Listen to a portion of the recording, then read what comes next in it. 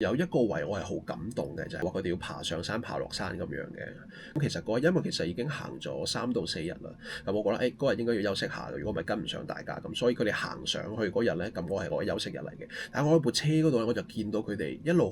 路辛苦咁爬上去，突然之間我就覺得有一個好感觸嘅一個心情出咗嚟，就係哎呀，大家都係人，老實講，點解即係可以咁認真或者有個信仰去做呢一件事，咁堅持咗呢件事，而係咁辛苦嘅都要去做咁樣，但係我好難會有一個咁樣嘅一個動力去俾自己咯。所以嗰陣時我就佢哋去到嗰個山頂嘅時候，我就忍唔住我就喊咗出嚟，